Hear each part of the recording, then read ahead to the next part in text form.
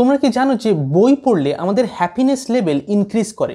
অর্থাৎ যদি কোনো একজন মানুষ সে 1 মাস প্রত্যেক দিন 20 মিনিটস করে বই পড়তে থাকে একদম রেগুলারলি, তাহলে তার হ্যাপিনেস 30%-এরও বেশি পর্যন্ত ইনক্রিজ করে।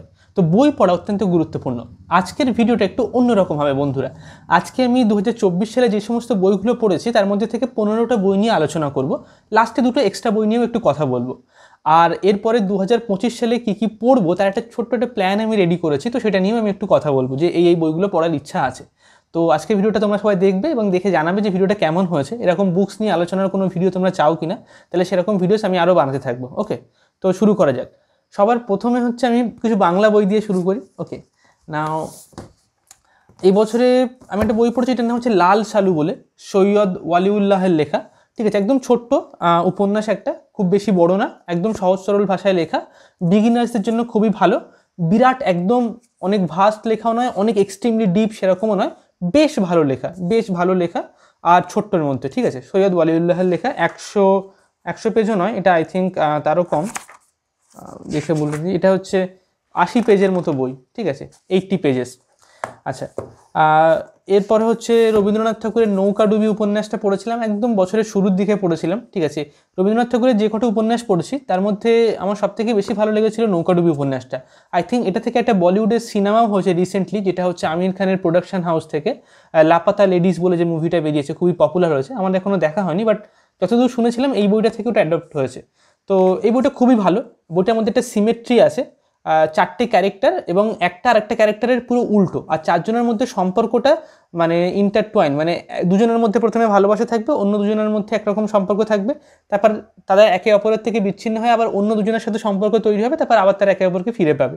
কীভাবে ঘটনাগুলো ঘটবে, আনফোল্ড হবে, মানে আমাদের ভাগ্যের একটা প্রভাব আমাদের জীবনে থাকে। ঠিক আছে, একটা পার্টিকুলার ওয়ে দিয়ে আমাদেরকে যেতে হয়, সেই ধরনের জিনিস এখানে দেখানো হয়েছে। লেখাটা খুবই সুন্দর, লেখার রাইটিং স্টাইলটা বেশ ভালো অন্যান্য বইয়ের থেকে। রবীন্দ্রনাথ ঠাকুরের এই বইতে, মানে উনি তো প্রধানত একজন কবি, কিন্তু উপন্যাসক হিসেবেও ওনার এই বইটা অন্যান্য বইয়ের তুলনায় আমার অনেক বেশি ভালো লেগেছে অনেকগুলো কারণের জন্য। একটা তো সিমেট্রি আছে, ক্যারেক্টারগুলো পুরো অপোজিট করে লেখা। আর একটা হচ্ছে অন্য উপন্যাসও তেমন, গোড়াতেও তেমন আছে, তারপর হচ্ছে শেষের কবিতাও কিছুটা সেরকম আছে, কিন্তু এই উপন্যাসে সেই জিনিসটা একটা মানে অনেক বেশি পরিমাণে আছে, সেটা অনেক বেশি স্ট্রাকচারাল হয়েতে আছে। আর একটা করে স্টোরি, একটা পার্টিকুলার জিনিস বলছে, তারপর সেখান থেকে একটা অন্য একজনের স্টোরি আবার কিছুটা বলছে, তারপর আবার ফিরে আসছে আগের কথাতে। এইরকমভাবে মানে জাম্প করে করে ন্যারেট করার জন্য স্টোরিটা অনেক বেশি ইন্টারেস্টিং হয়েছে, অনেক বেশি ভালো। আর স্টোরি প্লট লাইন অনুযায়ীও স্টোরিটা খুব সুন্দর, মানে এটা বোঝা যায় না যে অ্যাকচুয়ালি এর এন্ডে কী হবে, মানে ঘটনাটা অ্যাকচুয়ালি কী ঘটবে আগে থেকে সেটা প্রেডিক্ট করা যায় না। ওকে, তো এবং রাইটিংগুলোও খুব ভালো, তো এই বইটা আমার বেশ ভালো লেগেছে। গোরা নিয়ে একটা ভিডিও আমাদের চ্যানেলে আমি অলরেডি বানিয়েছিলাম, তো সেটা তোমরা গিয়ে দেখতে পারো, আমি নিচে ডেসক্রিপশনে তার লিঙ্ক দিয়ে রাখবো, তো সেখান থেকে চেক আউট করতে পারো। এটা ভারতবর্ষর উপরে, মানে ভারতীয় সমাজ, ভারতবর্ষ যে একটা দেশ, তার সম্পর্কে চেতনাটা কেমন আমাদের থাকা উচিত সেটার উপরে নিয়ে লেখা। ঠিক আছে, ভারতবর্ষ বলতে প্রকৃত অর্থে কী বোঝায় সেই ধারণাটাকে ইনভেস্টিগেট করা হচ্ছে। এবং এখানে দুজন চরিত্র আছে, একজনের নাম হচ্ছে গোরা আর একজন তার বন্ধু। তো তারা দুজনা উল্টো মতামত নিয়ে রাখে। ঠিক আছে, একজন পুরো গোড়া, একজন পুরো কী বলবো কনজারভেটিভ মাইন্ডসেট, সে সমস্ত অন্যদেরকে ছুঁয়ে দিলে জাত চলে যাবে বা ইত্যাদি ইত্যাদি বিভিন্ন জিনিসে বিশ্বাস করে, এবং ধর্মীয় যে সমস্ত কুসংস্কার সেগুলোতেও বিশ্বাস করে, কিন্তু সে দেশকে খুব ভালোবাসে। একদিকে রিলিজিয়াসের দিক থেকে তার মানে মাইন্ডটা একরকম, আবার দেশের দিক থেকে মাইন্ডটা অনেক উন্মুক্ত, কিন্তু দুটো একসঙ্গে তার ক্যারেক্টারের মধ্যে আছে। অন্যদিকে তার যে বন্ধু, সে দেশ নিয়ে, জাতি নিয়ে, সেগুলো নিয়ে ভাবে, কিন্তু তার ব্যক্তিগত জীবনটা তার কাছে অনেক ইম্পর্টেন্ট। গোরা নিজের ব্যক্তিগত জীবনকে স্যাক্রিফাইস করে দেশ সম্পর্কে ভাবতে চায়, এরকম একটা চরিত্র। কি করে সেই গোরার চরিত্রটা ইভলভ হচ্ছে, সেটা চেঞ্জ হচ্ছে, তার মধ্যেকার একটা মানে আন্ডারস্ট্যান্ডিং শিফট হচ্ছে কীভাবে, সেটা উপন্যাসের শেষে গিয়ে জানা যাবে। এবং সেটা খুব সুন্দরভাবে লেখা, বেশ ভালো লেখা। তবে মাঝখানে একটু একটু জায়গাতে বোরিং লাগতে পারে, কারণ যেহেতু আমরা এখন যে সময়ে আছি সেই সময়ের রেসপেক্টে আমরা হিস্ট্রিটা জানি অ্যাকচুয়ালি কী কী ঘটনা ঘটেছে, বা মানে এখন আমাদের মানে ন্যাশনাল মানে দেশ সম্পর্কে যে চেতনাটা সেটা অনেক বেশি ইভলভ। তো যখন এটা যে সময়টা লেখা হয়েছিল সেই সময়ের রেসপেক্টে এটা অনেকটা সেই সময়ের রেসপেক্টে অনেক ভালো, কিন্তু এখনকার পরিপ্রেক্ষিতে একটু বোরিং মনে হতে পারে কিছু কিছু চ্যাপ্টার। বাট নো ডাউট এটা হচ্ছে রবীন্দ্রনাথ ঠাকুরের সবথেকে ইম্পর্টেন্ট লেখাগুলোর মধ্যে একটা। ওকে, যদি আরও ডিটেলসে জানতে চাই তো ওই ভিডিওটা দেখতে পারো, আমাদের চ্যানেলে আছে। আচ্ছা, এবার চলে আসবে আমরা একটা অন্য বই সম্পর্কে। এটা হচ্ছে জিউংয়ের লেখা একটা বই আমি রিসেন্টলি পড়লাম, মানে এটা একদম বছরের শুরুর দিকে পড়েছিলাম। বইটার নাম হচ্ছে 4 আর্কিটাইপস। আর্কিটাইপস মানে হচ্ছে কি, এটা হচ্ছে এমন একটা ধারণা যে আমাদের সব কিছুর মধ্যে একটা আর্কিটাইপস এক্সিস্ট করে, অর্থাৎ নারী, পুরুষ বা মা, বাবা, এগুলো একটা আর্কিটাইপস। ফর এক্সাম্পল মাদার, আমরা কি বলি মাতৃভাষা বা মাতৃভূমি, কিন্তু আমাদের এখানে ভাষা বা মানে দেশ, এটাকে আমরা কি একটা ফেমিনিন ফর্মে দেখতে চাই। কিন্তু যদি জার্মান দেশে চলে যায় তাহলে সেখানে কিন্তু তারা হচ্ছে বলে পিতৃভূমি, ঠিক আছে, ফাদারল্যান্ড তাদের কাছে সেটা। তারা হচ্ছে দেশটাকে কি একটা মানে মাস্কুলিন কোয়ালিটির মধ্যে দিয়ে দেখতে চায়। তাহলে এই যে মানে মানে ফাদার, মাদার, এগুলোকে একটা আর্কিটাইপস, এগুলোকে একটা পার্টিকুলার প্যাটার্ন, একটা ক্যারেক্টার বলতে পারি আমরা এগুলোকে, ঠিক আছে, যেগুলো আমাদের মনের অনেক অনেক আনকনসিয়াস মাইন্ডের মানে কলেকটিভ আনকনসিয়াসের মধ্যে আছে। ফ্রয়েডের সাথে জিউংয়ের পার্থক্য এটা, ফ্রয়েড বলেছে কি আমাদের কনসিয়াস মন, প্রিকনসিয়াস, তারপর আনকনসিয়াস। জিউং বলেছে না, আনকনসিয়াসের নিচে আরেকটা আছে, সেটা হচ্ছে কি কলেকটিভ আনকনসিয়াস, অর্থাৎ আমাদের সবার মনটা মিলে একটা কলেকটিভ আনকনসিয়াস আছে, সেখানে আর্কিটাইপসগুলো থাকে, আর্কিটিপিক্যাল যে প্যাটার্নসগুলো থাকে, ঠিক আছে, নারী, পুরুষ, বাবা, মা, ঠিক আছে, ছেলে, এগুলো সব একটা আর্কিটাইপস। সেগুলো যখন সেই কলেকটিভ আনকনসিয়াসের মধ্যে থেকে উঠে পার্সোনাল যে আনকনসিয়াস তার মধ্যে থেকে যখন আসে, তখন কলেকটিভ আনকনসিয়াসের সেই আর্কিটাইপসগুলো পার্সোনাল আনকনসিয়াসের দ্বারা কিছুটা পাল্টে যায়। তার মধ্যে মানে পার্সোনাল লেভেলে আমাদের ব্যক্তিগত জীবনে আমাদেরকে কিছু রং মাখিয়ে দেয় সেই আনকনসিয়াসের মধ্যে, তারপর সেখান থেকে সেটা প্রিকনসিয়াস হয়ে কনসিয়াস মাইন্ডে আসে। তো যার ফলে কি সব কিছু পাল্টে যায়। নাও জিউং হচ্ছে এমন একজন ক্যারেক্টার, জিউং হচ্ছে এমন একজন স্কলার যে ফ্রয়েডের সঙ্গে একসঙ্গে ছিল, কিন্তু বেশ কয়েক বছর থাকার পর মানে বেশ অনেকটা সময় একসঙ্গে স্পেন্ড করার পর একটা সময় জিউং ফ্রয়েডের থেকে তার মতামতটা আলাদা করে নেয় এবং দুজনে আলাদা দিকে চলতে শুরু করে, দুজনের মানে ফিলোসফিটা পুরো ডিফারেন্ট হয়ে যায়। তো জিউং সেই সময় একটা বই লিখে, যে বইটার নাম হচ্ছে the symbols of transformation. Symbols of transformation অর্থাৎ আমরা জীবনে পাল্টে যাই, আমাদের রূপান্তর হয়, তার সিম্বলস আমরা স্বপ্নের মধ্যে দেখতে পাই বা বিভিন্ন জায়গাতে জীবনে উঠে আসে, সেটা নিয়ে উনি বই লেখেন, যেটা হচ্ছে ওনার কলেকটিভ ওয়ার্কস অফ জিউং। জিউংয়ের সমস্ত যে বইগুলো আছে তার মধ্যে ভলিউম নাম্বার 5 হচ্ছে সেটা। নাও জিউং কি করে যে উনি অনেক বেশি ইস্টার্ন ফিলোসফির দিকে অনেক ওনার মানে ঝোঁক ছিল, মানে ইস্টার্ন যে আন্ডারস্ট্যান্ডিং, ঠিক আছে, ব্রহ্মাণ্ড, তারপর হচ্ছে আমাদের যে সোল, তারপর হচ্ছে রিইনকারনেশন, ঠিক আছে, এই সমস্ত জিনিস নিয়ে উনি অনেক স্টাডি করেছেন। অ্যালকেমি নিয়ে অনেক স্টাডি করেছেন। তারপর হচ্ছে আরও বিভিন্ন রকমের রোজি ক্রুসান বলে এক ধরনের একটা কাল্ট ছিল, ঠিক আছে, অকাল্ট ফিলোসফি যেগুলো হয় সেগুলো নিয়ে স্টাডি করেছেন। ব্ল্যাক ম্যাজিক এসব নিয়ে উনি স্টাডি করেছেন। সেগুলো সাইকোলজিক্যাল অ্যাসপেক্ট অ্যাকচুয়ালি, কেন মানুষ এরকম ধরনের জিনিসে বিশ্বাস করতো, তারা কিভাবে কি করতো এবং ইত্যাদি ইত্যাদি, সেগুলো সম্পর্কে। তো জিউং হচ্ছে এমন একটা ক্যারেক্টার যে ইস্ট আর ওয়েস্টের ঠিক মাঝখানে কোথাও একটা দাঁড়িয়ে থাকে, মানে যার দ্বারা ইস্টার্ন ওয়েস্টার্ন দুটো ফিলোসফিকে কম্বাইন করা পসিবল, ঠিক আছে। কিন্তু অনেকের কাছে আবার জিউং মানে অনেক ভালো রাইটার নয়, ভালো লেখক নয়, কারণ জিউংয়ের লেখা হচ্ছে একটা প্রবলেম আছে, যে স্ট্রাকচারাল নয় জিউংয়ের লেখা, ঠিক আছে, যেটা একটা ক্রিটিসিজম জিউংয়ের লেখার, যেটা ফ্রয়েড অ্যাকচুয়ালি অনেক বেশি মানে একদম পিওরলি সাইকোলজিক্যাল লেভেল থেকে কথা বলেছে, ঠিক আছে, পুরোপুরি সেটাকে একটা মিথোলজিক্যাল লেভেলে নিয়ে যায়নি। কিন্তু জিউং কি করেছে, মিথোলজির সাথে ফেরিটেল স্টোরিজ সেগুলোর সাথে হচ্ছে সাইকোলজিকে মিক্সড আপ করে, রিলিজিয়াসের সাথে মিক্সড আপ করে, ইনফ্যাক্ট সাইকোফিজিক্স বলে উনি একটা টার্ম ইনভেন্ট করেন, যেটা হচ্ছে ফিজিক্স আর সাইকোলজি দুটোকে একসাথে স্টাডি করা হবে, যেখানে দুটোর মধ্যে সম্পর্কটা কি, রিলেশনটা কি, সেটা উনি ওনার জীবনের শেষের দিকে একটা জায়গাতে লিখে গেছেন এই সমস্ত বিষয়। তো সেগুলো নিয়ে উনি স্টাডি করেন। তো জিউং খুব ইন্টারেস্টিং ক্যারেক্টার। তো জিউং সম্পর্কে কিছু পড়াশোনা করেছি, সেটা আমাদের চ্যানেলে একটা ভিডিও আছে জিউংকে নিয়ে, সেটা হচ্ছে প্রায় 1 ঘন্টার লেন্দি, অনেক আগে সেই ভিডিওটা আপলোড করেছিলাম, সেটা তোমরা গিয়ে দেখতে পারো, খুব ভালো ভিডিওটা, মানে একদম ডিটেলসে জিউংয়ের সমস্ত জিনিস সম্পর্কে সেখানে আলোচনা করেছিলাম, ঠিক আছে। তো এরপরে জিউং সম্পর্কে আরও পড়াশোনা করার ইচ্ছা আছে, সেটা করলে অবশ্যই এই চ্যানেলে তার ভিডিওস আসবে। আর আর্কিটাইপস নিয়ে কোনো ভিডিওস চাইলে বলো, অবশ্যই কমেন্ট সেকশনে আমি একটা ভিডিও বানাবো ডিটেলসে। ওকে, এরপর রবীন্দ্রনাথ ঠাকুর আরেকটা বই পড়েছি, সেটা হচ্ছে ঘরে বাইরে। এটাও বছরের শুরুর দিকেই পড়েছিলাম, একদম বছরের স্টার্টিংয়ের দিকে। তো ঘরে বাইরে উপন্যাসটা আমার বেশ ভালো লেগেছিল, বেশ ভালো উপন্যাসটা। তবে উপন্যাসটাতে রবীন্দ্রনাথ ঠাকুর একটু মানে বেশি kind of sentimental kind of একটু রাইটিং, এবং উপন্যাসটা রবীন্দ্রনাথ ঠাকুরের উপন্যাসগুলো অ্যাকচুয়ালি কী হয়, উনি যে একটা কবি সেই জিনিসটা তো ওনার উপন্যাসের মধ্যে উঠে আসে।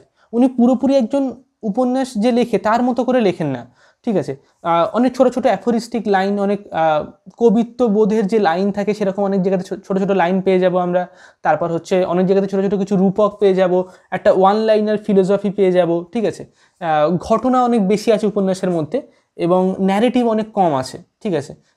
তো যেটার ফলে একটু মানে পুরোপুরি একটা উপন্যাসের যেমন স্ট্রাকচার হয়, একদম ক্লাসিক যে উপন্যাসগুলো যেমন তারাশঙ্কর বন্দ্যোপাধ্যায়ের লেখা বা বিভূতিভূষণ বন্দ্যোপাধ্যায়ের, তার থেকে কিন্তু রবীন্দ্রনাথ ঠাকুরের উপন্যাসগুলো লেখার ধরন, তার স্টাইল অনেকটা ডিফারেন্ট। ওকে, যদিও ঘরে বাইরে উপন্যাসটা বেশ ভালো উপন্যাস, তো সবাই পড়ে দেখতে পারো। আচ্ছা, এবার আমরা চলে আসবো আরেকটা বই, সেটা হচ্ছে ম্যান অ্যান্ড হিজ সিম্বল। এই বইটা পুরো ছিঁড়ে গেছে আর কি, ঠিক আছে, এত ছোট বইটা সেই জন্য। আচ্ছা, এই বইটা থেকে অ্যাকচুয়ালি জিউংয়ের যে একটা কমপ্লিট 1 ঘন্টা যে একটা ভিডিওর কথা আমি বলছিলাম একটু আগে, সেটা এই বইটা থেকেই আমি বানিয়েছিলাম। তো সেটা ডিসক্রিপশানে আমি লিঙ্ক দিয়ে দিচ্ছি, তোমরা চাইলে দেখতে পারো। এই বইটাতে জিউংয়ের সমস্ত যে কাজ সেগুলোর ইন্ট্রোডাকশান দেওয়া হয়েছে, ঠিক আছে। আর্কিটাইপস কী, তারপর হচ্ছে অ্যানিমাস কী, জিউংয়ের মতে আনকনসিয়াস মাইন্ড কী, ঠিক আছে, কালেকটিভ আনকনসিয়াস কী, আমাদের মন কিভাবে কাজ করে, সাইকোলজি, সেগুলো সম্পর্কে। তো বইটা কিছুটা আমি আগের বছরে পড়েছিলাম, আর বাকিটা আমি এই বছরে কমপ্লিট করেছি। তো এইটাকে আমি এই বছরের মধ্যে কাউন্ট করছি, আগের বছর কাউন্ট করিনি। তো এই বইটা খুব ভালো বই, খুব সুন্দর বই। তো এই বইটা যারা জিউং সম্পর্কে জানতে চাও, বা সাইকোলজি সম্পর্কে, বা ড্রিম অ্যানালিসিস সম্পর্কে, তারা এই বইটা থেকে মানে পড়া স্টার্ট করতে পারো। বিগিনার্সদের জন্য এটা খুবই ভালো বই, যদি কেউ জিউং সম্পর্কে বা সাইকো অ্যানালিসিস সম্পর্কে জানতে চায়, তো বেশ ইন্টারেস্টিং। আচ্ছা, এবার আমরা চলে আসবো আরেকটা বই সম্পর্কে, যেটা হচ্ছে লাস্ট ডেজ অফ সক্রেটস। সক্রেটস এটা হচ্ছে প্লেটোর লেখা একটা বই। নাও সক্রেটস নিজে কোনো বই লিখে যায়নি, বাট সক্রেটিসের যে স্টুডেন্ট প্লেটো, সে সক্রেটিসকে ফিচার করে অনেকগুলো বই লিখেছে, মানে অনেকগুলো ডায়ালগস লিখেছে। তার মধ্যে এটা হচ্ছে একটা খুবই ইম্পর্টেন্ট। প্লেটোর অনেক লেখা আছে, প্রায় 20টারও বেশি ডায়ালগস আছে। তার মধ্যে এটা হচ্ছে অনেকটা প্রথম দিকের লেখা ডায়ালগ বলা যেতে পারে। প্লেটোর লেখাকে মানে একদম লাইফের ফার্স্ট ফেজ, মিডিল আর হচ্ছে এন্ড, 3টে ভাগে ভাগ করা, সমস্ত ফিলোসফারদেরই তাই করা হয়। এটা হচ্ছে প্রথম দিকের লেখা প্লেটোর ডায়ালগটা। খুবই সুন্দর বই, খুবই ইন্টারেস্টিং বই। এতে 4টে ডায়ালগ আছে প্লেটোর। একটা হচ্ছে ফিয়াডো, একটা হচ্ছে ইউথোপ্রো নিয়ে একটা ভিডিও আমাদের চ্যানেলে আছে, যেটা আমি এই বইটা থেকে কিছুটা বানিয়েছিলাম, ইউথোপ্রো। আর একটা হচ্ছে আমাদের অ্যাপোলজি, ক্রিটো, আর একটা হচ্ছে ফিয়াডো। তো এখন ফিয়াডোটা পড়ছি। ফিয়াডোটা মানে আর 1-2 দিনের মধ্যে শেষ, কালকে হয়তো শেষ হয়ে যাবে। তো ফিয়াডোটা পড়া হয়ে গেলে দেন ফিয়াডোর উপরে আমি একটা ভিডিও বানাবো, ঠিক আছে, খুবই ভালো। সেখানে সক্রেটিস অনেকগুলো বিষয় আলোচনা করেছে। ফিয়াডো হচ্ছে এমন একটা ডায়ালগ, যেদিন সক্রেটিসকে মানে মারা যাবে, যেদিন তাকে হেমলক বিষ পান করে মানে মৃত্যুবরণ করতে হবে, সেই দিন সকালবেলা সক্রেটিসের সাথে অন্যদের লাস্ট হচ্ছে ফিলোসফিক আলোচনা হয়। লাস্ট বারের মতো একটা ফিলোসফিক কনভারসেশন সবাই করে। সক্রেটিস যখন মারা যাচ্ছে তখনও সে পুরো একদম শান্ত, অনেক কাম, এবং সে কিছু মনে করছে না যেটা নর্মাল ঘটনা, ঠিক আছে। সক্রেটিসের মৃত্যু সম্পর্কে এত মানে এই যে চেতনাটা, সেটা কীভাবে সে পেলো, তার মানে কি, মানে সে সবাই মৃত্যুকে ভয় পায়, কিন্তু সক্রেটিস পাচ্ছে না কেন? তখন সেখানে সক্রেটিস আলোচনা করবে, তার বন্ধু সিমিয়াস আর হচ্ছে ফিয়াডো, আরও 8-10 জন ছিল। সেদিন প্লেটোর আবার শরীর খারাপ ছিল বলে, প্লেটো জ্বর না কি একটা হয়েছিল, তো সেই জন্য সেদিন সেই সময় প্রথম মানে সকালের দিকে প্লেটো সেখানে আসতে পারেনি। তো সবাই মিলে আলোচনা করছে কি সেই বিষয়। তো মৃত্যু কি, সুসাইড করা কি ঠিক না ঠিক নয়, তারপর হচ্ছে মৃত্যুর পরে কি হতে পারে, আদেও কি আমাদের সোল এক্সিস্ট করে, সোল কি আগেও ছিল এবং মৃত্যুর পরে কি সোল থাকবে, এটা কি সত্যি একটা জিনিস, সক্রেটিসের সেই সম্পর্কে কী ধারণা, ঠিক আছে, সেটার উপরে এই বইটা লেখা। খুবই ইন্টারেস্টিং বই ফিয়াডো। আর ইউথোপ্রোটাও খুবই ইন্টারেস্টিং। ইউথোপ্রোতে একটা খুব ফান্ডামেন্টাল কোশ্চেন আলোচনা করেছে সক্রেটিস, যে জাস্টিস, ট্রুথ, তারপর ফর এক্সাম্পল কারেজ, গড, এই জিনিসগুলোকে ভালোবাসে কেন? কারণ জাস্টিস প্রকৃত অর্থে একটা ভার্চু, জাস্টিস প্রকৃত অর্থে একটা মূল্যবান জিনিস, সেই জন্য গড এটাকে ভালোবাসে। তাই আমরাও সবাই ফলো করি গডকে, তাই আমরাও জাস্টিস, ট্রুথ, নলেজ এগুলোকে ভালোবাসতে শুরু করি, বা এগুলোকে ভালোবাসার চেষ্টা করি। এটা নাকি এর উল্টোটা? অ্যাকচুয়ালি গড জাস্টিসকে ভালোবাসে, সেই জন্য জাস্টিস হয়ে উঠতে পেরেছে। গড ট্রুথকে ভালোবাসে, সেই জন্য ট্রুথ হয়ে উঠতে পেরেছে। নাকি ট্রুথ অ্যাকচুয়ালি ট্রুথ, সেই জন্য গড ট্রুথকে ভালোবাসে? ওকে, দিস আর মানে প্যারাডক্সিক্যাল কোশ্চেন, কোনটা বেশি ইম্পর্টেন্ট মানে এখানে, ঠিক আছে। তো সেটা নিয়ে ইউথোপ্রো ডায়ালগটা খুবই সুন্দর, মানে খুবই ইন্টারেস্টিং লেখা। তো সেটার ভিডিও আমাদের চ্যানেলে অলরেডি আছে, তোমরা চাইলে সেটাও চেক আউট করে দেখতে পারো। ওকে, আচ্ছা, এগুলো হলো। এবার আমরা আসবো আর দুটো বই সম্পর্কে। রিসেন্টলি যেটা আমি পড়লাম, মানে বেশ বছরের মাঝখানের দিকে যেটা পড়লাম, সেটা হচ্ছে সুনীল গঙ্গোপাধ্যায়ের সেই সময়। আর সুনীল গঙ্গোপাধ্যায় খুবই ডিসঅ্যাপয়েন্টিং আমার জন্য ছিল, কারণ সুনীল গঙ্গোপাধ্যায়ের উপন্যাস পড়ার সময় আমি খুব অনেক এক্সপেকটেশন নিয়ে পড়া শুরু করেছিলাম, কারণ ওনার লেখা একমাত্র বাংলা সাহিত্যে যেটা হচ্ছে অত্যন্ত লেন্দি, অনেক বড় হিস্টোরিক্যাল পিরিয়ড যেগুলোকে উনি কভার করার চেষ্টা করেছেন ফিকশনের মধ্যে, যেটা অ্যাকচুয়ালি বাংলা সাহিত্যে নেই বলতে গেলে, ঠিক আছে। এবং খুব লেন্দি, অনেক বড় রাইটিং ট্যাকেল করেছেন। কিন্তু ওনার লেখার মধ্যে সমস্যা হচ্ছে কি, যে ওনার লেখার মধ্যে কোনো ডেপথ মানে খুবই কম, ঠিক আছে, অনেক ভাস্টনেস আছে। উনি যেমন এই যে সেই সময় উপন্যাসটার কথা যদি আমি বলি, ঠিক আছে, এই উপন্যাসটা উনি লিখেছেন প্রায় অলমোস্ট এটা হচ্ছে অলমোস্ট 700 পৃষ্ঠার উপন্যাস, ঠিক আছে, 700 পেজের উপন্যাস, যেটা হচ্ছে 1840 সাল থেকে 70 সাল এরকম একটা সমসাময়িক সেই সময়কালের মধ্যেকার ঘটনাগুলোকে উনি এখানে লিখেছেন, ঠিক আছে। যেখানে উনি বিদ্যাসাগর, ঠিক আছে, রামমোহন রয়, এদের বিভিন্ন তাদের জীবনটা কীভাবে চেঞ্জ হচ্ছে, মাইকেল মধুসূদন দত্ত, তাদের লাইফস্টাইল, সেগুলো তাদের জীবনধারাটা এর মধ্যে উঠে আসছে। কিন্তু প্রবলেমটা হচ্ছে এটা যে এখানে অনেক ঘটনা আছে, মানে একটার পর একটা ঘটনা ঘটে যাচ্ছে, একটা ক্যারেক্টার আসছে, ঘটনা ঘটছে, তার জীবনে আবার অন্য ক্যারেক্টার, উনি প্রথমে একটা ক্যারেক্টার সম্পর্কে কিছুটা বলছেন, তারপর একটা অন্য ক্যারেক্টার সম্পর্কে কিছুটা বলছেন, তারপর আবার সেই ক্যারেক্টারের কাছে ফিরে আসছেন, এরকম করে করে লেখা। কিন্তু এই যে স্টাইলটা, তার মধ্যে উনি একটা মানে কি বলবো, একটা কিউরিওসিটিটা যে ইভোক করা, সেটা অত্যন্ত লিনিয়ার লেভেলে হয়ে গেছে, সেটা কমপ্লেক্স হয়নি। এবং ওনার ঘটনা মানে একটার পর একটা ঘটনা ঘটছে, কোনো একটা ঘটনাকে ধরে সেখানে সেটা ডিটেল একটা ডেসক্রিপশন দেওয়া, বা কোনো একটা ঘটনাকে ধরে তার ডিটেল একটা ন্যারেটিভ বা একটা ফিলোসফিক ডিসকোর্সে চলে যাওয়া, সেরকম জিনিস এই বইটার মধ্যে নেই। কিন্তু এটা হচ্ছে মানে ডিজার্ভ করছিল, যেহেতু বইটার মানে বইটা যেহেতু অনেক ভাস্ট, সেই জন্য মানে এরকম জিনিস থাকাটা অত্যন্ত স্বাভাবিক। এত বড় বা কমপ্লেক্স টপিক নিয়ে যখন কেউ লিখছে, শুধুমাত্র ঘটনা দিয়ে উপন্যাস হয় না, তাহলে তো কেউ আর.সি. মজুমদারের লেখা মানে হিস্ট্রি অফ বেঙ্গল পড়ে নিতে পারে, নীতিশ সেনগুপ্তের লেখা পড়ে নিতে পারে, বা হচ্ছে একদম আদি, যদি এটা মডার্ন হিস্ট্রির উপরে বেস করে লেখা, তো সেই লেখাগুলো পড়ে নিতে পারে। তার ফিকশন পড়ার কি দরকার? ফিকশনের মধ্যে সবসময় এমন জিনিস কিছু থাকতে হবে যেটা নর্মাল হিস্ট্রির মধ্যে নেই, বা সাধারণ হিস্ট্রির মধ্যে থাকা পসিবল নয়, ঠিক আছে। একটা সাবজেক্টিভিটি যেটা হচ্ছে এই বইটা ল্যাক করে। এছাড়া আরেকটা প্রবলেম, সেটা কোনো সেন্টেন্সগুলো অত্যন্ত নর্মাল, মানে অত্যন্ত মানে কি বলবো, সেন্টেন্সের মধ্যে কোনো টুইস্ট নেই, কোনো স্ট্রাকচার নেই, একদম খুবই সিম্পল ওয়েতে লেখা, একদম খুবই সাধারণ ওয়েতে লেখা। ল্যাঙ্গুয়েজের উপরে হচ্ছে অনেক বেশি জোর দেওয়া নেই এই উপন্যাসে, ঠিক যেটা আমরা দেখতে পাই ফর এক্সাম্পল অতীন বন্দ্যোপাধ্যায় যদি উপন্যাস পড়ি, সে এর থেকে অনেক বেটার লেখা। নীলকণ্ঠ পাখির খোঁজে বিশেষ করে এই উপন্যাসটা খুবই ভালো লেখা, এর থেকে অনেক অনেক বেশি বেটার লেখা। বা সৈয়দ মুস্তফা সিরাজের লেখা অলিক মানুষ, বইটা অনেক ছোট কিন্তু বইটা খুবই ভালো লেখা, মানে অসাধারণ ভালো লেখা। ল্যাঙ্গুয়েজ যেমন, বইটার মধ্যে রেফারেন্স আছে প্রচুর, অনেক অনেক ডেপথ আছে বইটার মধ্যে, ঠিক আছে, অনেক কিছু মানে অনেক ডিফারেন্ট সাবজেক্ট ম্যাটার নিয়ে আলোচনা করা হয়েছে। বইটা অনেক ছোট এটার তুলনায়, 300 পেজের মতো হবে বইটা, অলিক মানুষ, কিন্তু বইটা অনেক বেশি ডেন্স রাইটিং, খুবই ভালো রাইটিং। যদি এই বইটা যে আমার একদম খারাপ লেগেছে এমনটা নয়, এটা হতে পারে যে অনেক বেশি এক্সপেকটেশন নিয়ে পড়ছিলাম আমি সুনীল গঙ্গোপাধ্যায়ের লেখা, তো সেই জন্য একটু মানে খারাপ লেগেছে। আর এটা পড়ার আগে আরও অনেক বেশি, যেহেতু ক্লাসিক্স বেশি পড়া হয়ে গেছে, তারপরে আমি এটা পড়ছি, তো হতে পারে সেই রিলেশনে আমি, সেই আপেক্ষিক হয়তো আমি ভাবছি, সেই থমাস ম্যানের লেখার সাথে তুলনা করছি, কিন্তু সেটা করা সঠিক নয়, তো সেই জন্য হতে পারে আমার খারাপ লেগেছে। বাট এই আর কি, অ্যাভারেজ লেগেছে আর কি, ঠিক আছে। বাট তবু আমি শেষ করেছি, সবকটাই পড়বে সুনীল গঙ্গোপাধ্যায়ের। আর প্রথম আলো পড়ছি অলরেডি। প্রথম আলো প্রায় শেষ হয়ে গেছে, আর একদিন বা দুদিনের মধ্যে শেষ হয়ে যাবে, একদম লাস্ট ফেজে আছি আমি। তো এই বইটা হচ্ছে সেম প্রবলেম, একদম সেম, সব কিছু সেম আর কি লেখা, ঠিক আছে। এই দুটো বইয়ের একদম পুরো সেম, জাস্ট সময়কালটা আলাদা। এবং উনি কি করেছেন, বইয়ের শেষে একটা করে একটা লিস্ট দেওয়া আছে যে উনি কোন কোন বই নিয়ে পড়াশোনা করেছেন, এই কোন কোন বই নিয়ে উনি রিসার্চ করেছেন, সেগুলো একটা লিস্ট দেওয়া আছে।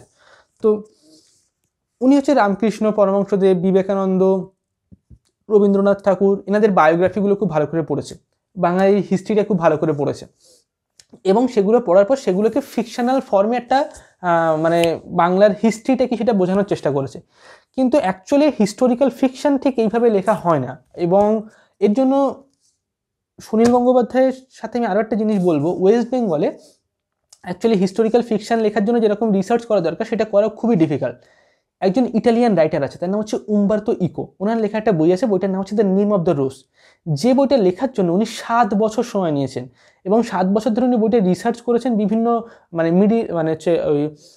মিডিল এজেস সম্পর্কে অনেক অনেক বেশি রিসার্চ করেছেন, মানে মিডিল ইস্টার্ন যে কান্ট্রিজগুলো তাদের যে হিস্ট্রি সেগুলো নিয়ে, এবং সেই রিসার্চের উপরে বেস করে উনি বইটা লিখেছেন। কিন্তু ওয়েস্ট বেঙ্গলে বসে কোনো রাইটারের পক্ষে 7 বছর ধরে একটা বইয়ের উপরে কাজ করা, এটা মানে অলমোস্ট মানে নেক্সট টু ইম্পসিবল। তো সুনীল গঙ্গোপাধ্যায়কে কী করতে হতো, মানে মান্থলি ইনস্টলমেন্টে লিখতে হতো, লেখা জমা দিতে হতো আর কি, ম্যাগাজিন বা আই থিঙ্ক মোস্ট প্রবাবলি ম্যাগাজিনে উনি লেখা সাবমিট করতেন, তো সেখানে জমা দিতে হতো। ওনাকে খুব তাড়াতাড়ি হিস্ট্রি পড়তে হতো, পড়ে ওনাকে লিখে সেটাকে সাবমিট করতে হতো, ঠিক আছে। ওনার রিসার্চ চলতো আবার পড়তো। কিন্তু ভালো লিখতে গেলে পুরো লেখাটা লিখে সেটাকে মানে একবারে জিনিসটাকে পাবলিশ করতে হবে, এরকম ইনস্টলমেন্টে লেখা ভালো লেখা অ্যাকচুয়ালি এখন মডার্নিস্ট যে লেখাগুলো সেগুলো লেখা খুবই ডিফিকাল্ট ওই রকম ফরম্যাটে লেখা। ডিকেন্সের সময় হতো, যদিও ডিকেন্স ইনস্টলমেন্টে লিখতো, মানে একটা একটা করে মাসে কিছু কিছু করে জমা দিত আর কি লেখা, সেরকম করে কমপ্লিট করতো। কিন্তু তারপরেও ডিকেন্সের লেখার মধ্যে কিন্তু ল্যাঙ্গুয়েজ বা হচ্ছে ভাস্টনেস বা ডেপথ অনেক বেশি, ঠিক আছে। সেই তুলনায় কিন্তু সুনীল গঙ্গোপাধ্যায়ের লেখা কিন্তু অত ভালো নয়, ঠিক আছে।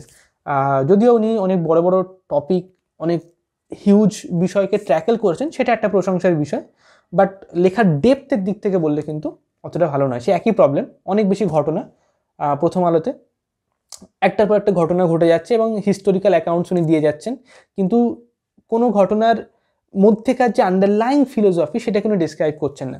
অর্থাৎ উপন্যাস লেখা যারা লেখক হয় না, তারা দুই রকম হয়। একজন হয় কি, সে কি করে, সেই সমস্ত লেখকরা তারা প্রথমে একটা স্টোরি ভাবে, তারপর সেই স্টোরির মধ্যে ফিলোসফি অ্যাড করে, ওকে। এটা হচ্ছে এক রকমের লেখক, যেটা হচ্ছে কিছুটা সুনীল গঙ্গোপাধ্যায় বলা যেতে পারে।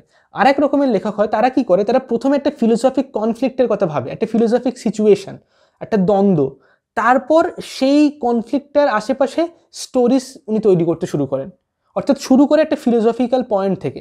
তো সেই যে রাইটার যারা অ্যাকচুয়ালি ফিলোসফিক্যাল পয়েন্ট থেকে শুরু করে, তারা অনেক অনেক বেটার রাইটার হয়, তারা একজন ট্রু একটা আর্টিস্ট হয়ে উঠতে পারে। অর্থাৎ ফিলোসফি ইন এক্সপেরিয়েন্সড ভার্সান দেওয়া থাকে অ্যাকচুয়ালি উপন্যাসের মধ্যে। উপন্যাস বা রাইটিংয়ের মেন আর্ট ফর্ম হিসেবে এটার অ্যাকচুয়াল ভ্যালু হচ্ছে এটাই, তো যেটা সুনীল গঙ্গোপাধ্যায়ের মধ্যে ল্যাক করে, ওকে। এটা শুনে হয়তো অনেকে আমাকে কমেন্টে হয়তো কিছু উল্টোপাল্টা বলতে পারে, বাট যেটা অনেস্টলি আমার মনে হচ্ছে সেটাই আমি বললাম। অনেকের কাছে সুনীল গঙ্গোপাধ্যায়, আমি অনেক ফ্রেন্ডসের কাছে শুনেছি, তাদের কাছে এটা হচ্ছে সবথেকে প্রিয় লেখক সুনীল গঙ্গোপাধ্যায়, সবথেকে বেস্ট লেখক। যদিও আমার বাংলা সাহিত্যে সবথেকে প্রিয় লেখক হচ্ছে তারাশঙ্কর বন্দ্যোপাধ্যায়, বিভূতিভূষণ বন্দ্যোপাধ্যায়, আর তারপর হচ্ছে সৈয়দ মুস্তফা সিরাজ, আর হচ্ছে মানিক বন্দ্যোপাধ্যায়। মানিক বন্দ্যোপাধ্যায়কে আমার খুবই ভালো লাগে, অনেক অনেক বেটার লেখা। তারপর ধরুন অতীন বন্দ্যোপাধ্যায়, বাণী বসু, তারপর সুনীল গঙ্গোপাধ্যায়, এনারা সব আসছেন, ওকে। তো যাই হোক, এই ছিল দুটো মোটামোটা বই। এই বইটা প্রায় অলমোস্ট 1100 পেজের বই, আর এটা 700 পেজের বই, হিউজ রাইটিং, হিউজ। আচ্ছা, এরপরে আমরা চলে আসবো হচ্ছে সিগমন্ড ফ্রয়েডের লেখা, ঠিক আছে। সিগমন্ড ফ্রয়েডের লেখা, এটা হচ্ছে স্ট্যান্ডার্ড এডিশন। এই বইটার নাম হচ্ছে টোটেম অ্যান্ড ট্যাবু, এটা হচ্ছে ভলিউম নাম্বার 13। সিগমন্ড ফ্রয়েডের স্ট্যান্ডার্ড এডিশন যে পাবলিকেশন হাউস আছে, তার ভিনটেজ থেকে স্ট্যান্ডার্ড এডিশন যেটা, সেখানে টোটাল 24টা ভলিউম আছে। অর্থাৎ এইরকম বই টোটাল 24টা আছে। টোটালটা হচ্ছে সিগমন্ড ফ্রয়েডের কমপ্লিট ওয়ার্ক, মানে পুরো সমস্ত রাইটিং। তো তার মধ্যে থেকে আমি জাস্ট তার আগে কিছু লেখা পড়েছি অন্যান্য, এবং প্রথম দিকের বইগুলো এখন সবগুলো পাচ্ছি না, তো প্রথম দিকের একটা বই পড়া আছে আমার, আর এই বইটা মাঝখান থেকে আর কি শুরু করলাম, 13 নম্বর ভলিউম যেটা, যদিও আলাদা আলাদা করে পড়া যায়, কোনো অসুবিধা নেই, পরপর পড়তে হবে তার কোনো মানে নেই, সেইভাবেই সাজানো আর কি। এই বইটা কিনে লেখা টোটেম অ্যান্ড ট্যাবু, এটা নিয়ে আমি একটা পোস্ট করেছিলাম আমাদের ইউটিউব চ্যানেলে, কমিউনিটি পোস্টের মধ্যে। এই বইটার টপিকটা হচ্ছে কি, এক প্রকার উপজাতি শ্রেণী, তাদেরকে বলা হয় টোটেম। তারা এটা বিশ্বাস করে যে তারা কোনো একটা প্রাণীর ডিসেন্ডেন্স, অর্থাৎ তাদের বংশ পরম্পরায় তাদের হচ্ছে আগে যারা পূর্বপুরুষ ছিল, তারা কেউ আইদার ক্যাঙ্গারু ছিল, বা কোনো বাঘ, সিংহ, ভাল্লুক, কোনো পাখি, বা কোনো ন্যাচারাল মানে জল বা মেঘ বা কোনো একটা গাছ এরকম ছিল। তারপর বংশ পরম্পরায় তারা মানুষ হয়ে এখন চলে এসছে, তাদেরকে বলা হয় কি টোটেম। এবার এই টোটেমদের কালচারের মধ্যে তারা সেই পার্টিকুলার অ্যানিম্যালটাকে বা সেই গাছটাকে তারা কখনো মারতে পারবে না, তার খাবার খেতে পারবে না, হ্যাঁ, কিন্তু তারা হচ্ছে অন্য যে কোনো প্রাণীকে মারতে পারে, তার খাবার খেতে পারে। এবার এই যে টোটেম, তারা এক একটা টোটেম ক্ল্যান বা এক একটা টোটেমদের গ্রুপ, তারা এক একটা জিনিসে বিশ্বাস করে, এরকম এক একটা তাদের মানে পূর্বপুরুষ আছে আর কি, আলাদা আলাদা। কেউ হয়তো ক্যাঙ্গারু টোটেম, কেউ হয়তো মানে হচ্ছে লায়ন টোটেম, ঠিক আছে, ক্যাট টোটেম হতে পারে, এরকম আলাদা আলাদা। এরা হচ্ছে অস্ট্রেলিয়ার একটা উপজাতির শ্রেণী, ঠিক আছে। আরও বিভিন্ন জায়গাতে আছে, আই থিঙ্ক আফ্রিকাতে কিছু কিছু জায়গায় মোস্ট প্রবাবলি আছে। তো তাদের সোসাইটিতে অনেক রকমের সেক্সুয়াল এবং সোশ্যাল এবং কালচারাল প্রোহিবিশনস থাকতো, যেগুলোকে ট্যাবুস বলা হয়। যে ভাই বোন তারা একটা সার্টেন এজের পর একে অপরকে দেখতে পারবে না, তাদের নামও উচ্চারণ করতে পারবে না, একটা প্রোহিবিশন, একটা বাধা বা প্রতিবন্ধকতা, একটা ট্যাবু। অথবা যদি কেউ ডেড বডিতে হাত দেয়, যে হয়তো কেউ মারা গেছে, তাকে বডিটা পোড়াতে হবে বা মাটি দিতে হবে, যদি কেউ হাত দেয় তাহলে তাকে কেউ আর ছুঁতে পারবে না আগামী 13 দিন বা 17 দিন এরকম। তো এগুলো কি হচ্ছে বিভিন্ন রকমের ট্যাবুস। তো সেই সোসাইটিতে যেরকম ট্যাবুস থাকতো এই টোটেমদের কালচারে, সেই ট্যাবুসের সাইকোলজিক্যাল অ্যাসপেক্ট কী, এবং সেখান থেকে আমরা আমাদের মাইন্ডে সাইকোলজিক্যাল স্ট্রাকচার বা বিভিন্ন সাইকোলজিক্যাল ইস্যুস সম্পর্কে কী করে জানতে পারি। ফ্রয়েড বলছে যে এই ট্যাবোস যে কালচার, মানে টোটেমদের মধ্যে যে ট্যাবোসগুলো থাকতো, সেই ট্যাবোসগুলো এবং টোটেমদের সাথে যারা হিস্টোরিক এবং যারা নিউরোসিস বা সাইকোসিস ডিজিজে ভোগে আমাদের সোসাইটিতে, সাধারণ মানুষদের মধ্যে অনেকে পাগলাগারদে থাকে, অনেকে নর্মাল সাধারণ মানুষদের মধ্যে অনেকে সাইকোসিস, নিউরোসিস বা প্যারানয়েড ডিলিউশনে ভুগতে থাকে। যেমন ফর এক্সাম্পল, অনেকে কী করে, তার বাড়িতে একটা দেখা গেল একটা সোনার গয়না আছে, আলমারিতে রেখে দিয়েছে, প্রত্যেকদিন রাতের বেলা ঘুম থেকে উঠে একবার করে দেখে গয়নাটা ঠিক আছে তো, চুরি হয়ে যায়নি তো, ঠিক আছে। ঘুমের মধ্যে উঠে বাথরুমে গেল, বাথরুম থেকে ফেরার সময় আরেকবার একটু দেখে নিল, ঠিক আছে তো, নষ্ট হয়ে যাচ্ছে না তো, বা কেউ চুরি করে নিচ্ছে না তো। এটা কি এক ধরনের মানে একটা অবসেশন, ঠিক আছে, এটা নিউরোটিক পেশেন্ট এগুলো। বা কেউ হয়তো একই কথা বারবার বলতে থাকে, ঠিক আছে, মানে একই জিনিস সবাইকে সবসময় বলতে থাকে, একটাই সেন্টেন্স তার মাথায় সবসময় ঘুরতে থাকে, ঠিক আছে। নট অ্যাজ এ স্পিরিচুয়াল যারা মান্ত্রাস প্র্যাকটিস করে তাদের কথা বলছি না আমি, মানে একটা নর্মাল লাইফে, মেটেরিয়াল লাইফের মধ্যে অ্যাডিক্টেড ফর্মে বা মেন্টাল একটা ডিসব্যালেন্সের জন্য সেগুলো হতে থাকে, ঠিক আছে। বিভিন্ন টিচার্স, প্রফেসার্স, বিভিন্ন আমি আমাদের কলেজে টিচার্সদেরকে এরকম দেখেছি, আমি আমার আত্মীয় স্বজনদের মধ্যে দেখি মাস ডিলিউশন, একটা মাস লেভেলে মানুষ।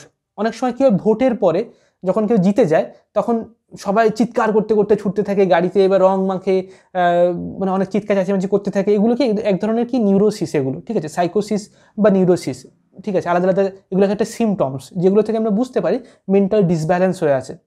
ওকে, তো যেমন বড় বড় কান্ট্রির যারা পলিটিশিয়ান তাদের মধ্যে অনেক নিউরোটিক বিহেভিয়ার দেখা যায়, যেমন নর্থ কোরিয়ার যে কিম জং বলে যে আছে, তো সেই নিউরোটিক পেশেন্ট যারা যারা প্যারানয়েড ডিলিউশনের মধ্যে ভুগতে থাকে, ঠিক আছে, অর্থাৎ সে হয়তো একরকম মানুষ কিন্তু সে নিজেকে কল্পনা করে নেয় যে আমি এরকম, ঠিক আছে। অনেকে থাকে সে হয়তো দেখা গেল তার রোজগারের ক্ষমতা, মানে সে হয়তো মাসে 30,000 টাকা বা 40,000 টাকা রোজগার করে, কিন্তু সে জামা কাপড়, পোশাক, তার বডি স্প্রে এমনভাবে সে নিজেকে রিপ্রেজেন্ট করার চেষ্টা করে যেন সে 1,00,000 টাকার বেশি তার মান্থলি রোজগার, অর্থাৎ নিজেকে একটা ইলিউশনের মধ্যে রাখতে চায়, একটা প্যারানয়েড ইলিউশন। সেই ইলিউশনটা সবার মধ্যেই থাকে কম বা বেশি, কিন্তু একটা সময় অনেক অতিরিক্ত বেশি হয়ে যেতে পারে, যেটা হচ্ছে কি একটা ডিজিজের ফর্ম নিতে পারে, ঠিক আছে, যেটা কম বা বেশি প্রত্যেকের মধ্যে থাকে। তো সেই সমস্ত যারা রোগী বা যারা মেন্টাল মানে বিভিন্ন রোগের মধ্যে আছে, এবং যারা হচ্ছে এই টোটেম কালচারের মধ্যে যে সমস্ত ট্যাবুস ছিল, তাদের যে সাইকোলজি, তাদের মধ্যে একটা সিমিলারিটিস দেখা যায়, তাদের মাইন্ডের মধ্যে যে অবসেশন তার মধ্যে অনেকগুলো একই প্যাটার্ন দেখা যায়, এবং সেগুলো আমাদের মতো সাধারণ যারা সভ্য মানুষ তাদের মধ্যেও সেটা দেখা যায়, এবং সেখান থেকে আমরা মাইন্ডের একটা স্ট্রাকচার বা একটা আন্ডারস্ট্যান্ডিং সম্পর্কে পৌঁছাতে পারি। তো সেটা নিয়েই লেখা, সেক্সুয়ালিটি, টোটেম অ্যান্ড ট্যাবুস কালচার, প্রহিবিশনস, সেগুলো নিয়ে লেখা। খুব সুন্দর বই, খুবই ইন্টারেস্টিং বই। এটা নিয়ে আমি একটা স্ক্রিপ্ট লিখেছি অলরেডি, এখনও কিছুটা বাকি আছে, তো একটা ভিডিওতে আনবো, পুরো একটু বড় লেকচার হবে, হয়তো বড় একটু ভিডিওটা হবে, তো সেই জন্য একটু লেট হচ্ছে আসতে, বাট আশা করি তোমরা এটাকে এনজয় করবে। বিরাট বিরাট ইন্টারেস্টিং টপিকটা, যখন ডিটেলস এক্সপ্লেন করবো জিনিসটা। আচ্ছা, এরপর চলে আসে একটা খুবই পপুলার বই, নিকোলো ম্যাকিয়াভেলির লেখা দ্য প্রিন্স। ছোট্ট বই, বইটা বিরাট পপুলার বই, ইউটিউবে সার্চ করলে হিন্দিতে, ইংলিশে এটা নিয়ে প্রচুর রকমের কথাবার্তা আছে। প্লেটোর লেখা বই আছে, একটা জানা হচ্ছে দ্য রিপাবলিক। তো প্লেটো হচ্ছে তার বইতে এই ম্যাকিয়াভেলির মতো লোকজনদের থেকে আমাদেরকে ওয়ার্নিং দিয়েছে, বলেছে যে এদের থেকে দূরে থাকো, এবং এরা যদি ক্ষমতায় আসে তাহলে পুরো সোসাইটি শেষ আর কি, ঠিক আছে। কিন্তু ম্যাকিয়াভেলি অন্যরকমভাবে জিনিসটা দেখাচ্ছে যে কেন আমাদের পাওয়ারের, মানে ম্যাকিয়াভেলি আর কিছু বোঝে না, তার শুধু পাওয়ার দরকার সামহাও, মানে রাজা হওয়ার যে ইচ্ছা। বিভিন্ন সিচুয়েশনের মধ্যে, মানে বিভিন্ন সোশ্যাল, পলিটিক্যাল বা হিস্টোরিক্যাল সিচুয়েশনের মধ্যে কখন কখন যে কোনো একজন সাধারণ মানুষ মানে সুযোগ নিয়ে সে রাজা হয়ে উঠতে পারে, সে কোনো একটা দেশ বা জাতির সবথেকে ইম্পর্টেন্ট মানে পলিটিক্যাল লিডার হয়ে উঠতে পারে। তো সেটা সম্পর্কে উনি লিখেছেন। এই বইটা অনেক আগেকার সময়ের সেটিংস, আই থিঙ্ক 1470 থেকে 1527, সেই সময় ম্যাকিয়াভেলি বেঁচে ছিল। 1470 থেকে 1527, খুব কম সময়ই বেঁচে ছিল আর কি, খুব বেশি বয়স হয়নি, লাইক অলমোস্ট 60 বছরের কাছাকাছি হবে, তারও কম। তো সেই সময়ের মধ্যে তিনি, সেই সময়কালে ওনার জীবনে অনেক যে পলিটিক্যাল ঘটনা ঘটে, উনি রাজার বিভিন্ন স্পেশাল কর্মচারী হিসেবেও কাজ করেছেন বিভিন্ন জায়গাতে, তারপর পলিটিক্স থেকে ওনাকে পুরো বাইরে বার করে দেওয়া হয়, মানে উনি আলাদা থাকতেন। তারপর সেখান থেকে থাকার সময় তিনি এই বইটা লেখেন, এবং উনি কোনো একটা প্রিন্সকে মোস্ট প্রবাবলি একটা গিফট দিয়েছিল, যে সেই বইটা পড়ে যেন তার কাজে লাগায়, সে যেন ইউজ করে এই বইটাকে। আমার বইটা বেশ মোটামুটি ডিসেন্ট লেগেছে, বিরাট কিছু ভালো লাগেনি। এই যে ফিলোসফিক্যাল আইডিয়া, তার সাথে আমি এগ্রি করি না, বাট হ্যাঁ, যখন আমাদের সামনে এরকম কোনো মানুষ আসবে যে এই সমস্ত আইডিয়াসগুলো অ্যাপ্লাই করছে আমাদের উপরে, তার থেকে নিজেকে ডিফেন্স করার জন্য এবং তাকে উল্টো ইনভার্সলি অ্যাটাক করার জন্য আমাদের এই ধরনের বই জানা দরকার, ঠিক আছে, এই ধরনের বই পড়া দরকার। কিন্তু হ্যাঁ, but I don't believe in all this thing, কারণ এটা অনেক রকম প্রবলেম আছে এই সমস্ত যে ফিলোসফিক্যাল আইডিয়া এখানে যেগুলো বলা হয়েছে। ওকে, তো কারণ প্লেটো এটার সঙ্গে ডিসএগ্রি করছে একমাত্র সেটাই কারণ, সেটা হচ্ছে অ্যাকচুয়ালি খুবই ফান্ডামেন্টাল একটা রিজন। প্লেটোর লেখা দ্য রিপাবলিক বইটা ওনার যে মেন ফান্ডামেন্টাল ফিলোসফি, সক্রেটিস যা কিছু বলে গেছেন, প্লেটোকে শিখিয়ে গেছেন, সেটা নিয়ে একটা ভিডিও আসবে। ম্যাকিয়াভেলি নিয়ে একটা স্ক্রিপ্ট আমি লিখেছিলাম, কিন্তু সেটা কমপ্লিট হয়নি। তো যদি তোমরা চাও তাহলে কমেন্টে জানিও, তাহলে ম্যাকিয়াভেলি নিয়ে আমি একটা ভিডিও বানাবো, যেখানে আমি ডিটেলসে আলোচনা করবো ম্যাকিয়াভেলি কী ধরনের বিষয় নিয়ে কথা বলেছে বা কী কী বিষয় নিয়ে। ওকে, তো এই ছিল।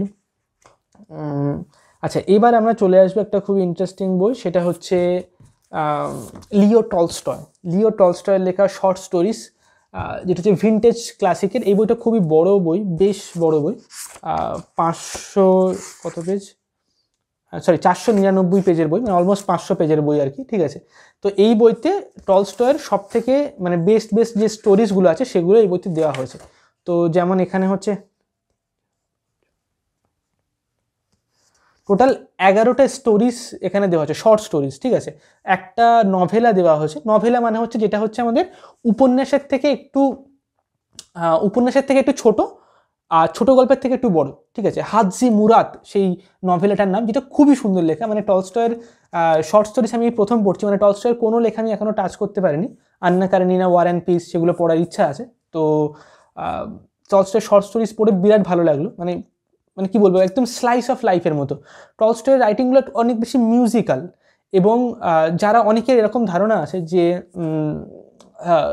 উপন্যাস পড়লে বা গল্প পড়লে আপনি স্পিরিচুয়ালিটি থেকে ডাইভার্টেড হয়ে যাবেন, মানে একদম হার্ডকোর স্পিরিচুয়াল নলেজ আপনার থাকবে না, তাদের টলস্টয়ের শর্ট স্টোরিজ পড়া উচিত, ঠিক আছে। এর মধ্যে একটা দুটো স্টোরিজে ব্লাড বা মার্ডার বা খুন এই ধরনের জিনিস নিয়ে আলোচনা করা হয়েছে, কিন্তু প্রত্যেকটা স্টোরিজ মানে আপনাকে স্পিরিচুয়ালাইজ করে, মানে আপনার চিন্তা বা আপনার যে ধারণা বা বিশ্বাসগুলো আছে সেগুলোকে স্পিরিচুয়ালাইজ করে তোলে।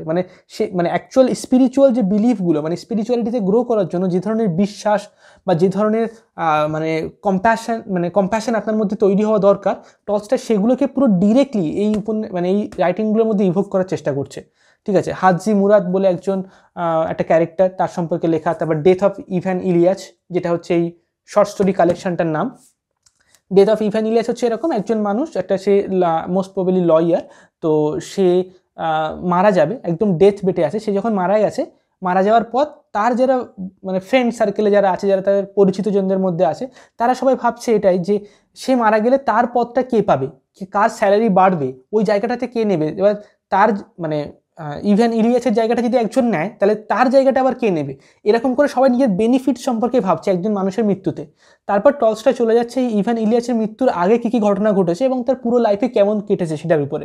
এবং সেখানে টলস্টয় দেখাচ্ছে যে ইভান ইলিয়াস যখন অসুস্থ, যখন সে মৃত্যুর মুখে, সে যখন মারা যাচ্ছে, তখন সে কতগুলো জিনিস উপলব্ধি করে। জীবন কতটা বেশি মূল্যবান।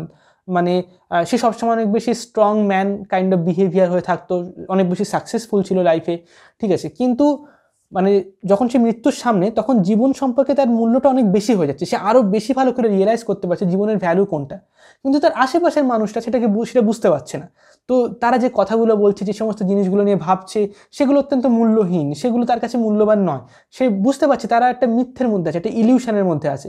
কিন্তু তার ওয়াইফ বা তার আত্মীয় স্বজন যারা তাকে দেখতে আসছে, তার সাথে যারা কথা বলতে আসছে, তাদেরকে দেখলেই ইভান ইলিয়াস রেগে যাচ্ছে, অত্যন্ত ইরিটেটেড হয়ে যাচ্ছে, বিরক্ত হয়ে যাচ্ছে। কেন? কারণ সে বুঝতে পারছে যে অন্যরা নিজেকে একটা ইলিউশনের মধ্যে রেখেছে। তারা নিজেরাও মিথ্যে কথা বলছে, বাট শুধু ইভান ইলিয়াসের সঙ্গে নয়, বরঞ্চ তাদের নিজের সঙ্গেও মিথ্যে কথা বলছে। তারা কেউ জানতেই পারছে না যে অ্যাকচুয়াল লাইফের ভ্যালু কী। ইভান ইলিয়াস অ্যাকচুয়ালি সেরকমটাই ছিল একটা ক্ষেত্রে বলতে গেলে। কিন্তু মৃত্যুর পরে যখন সে অসুস্থ হয়ে একদম বিছানাতে শয্যাশ হয়েছিল, তখন সে ধীরে ধীরে এটা বুঝতে পারে যে লাইফের ভ্যালুটা কী এবং লাইফের অ্যাকচুয়াল মিনিংটা কী।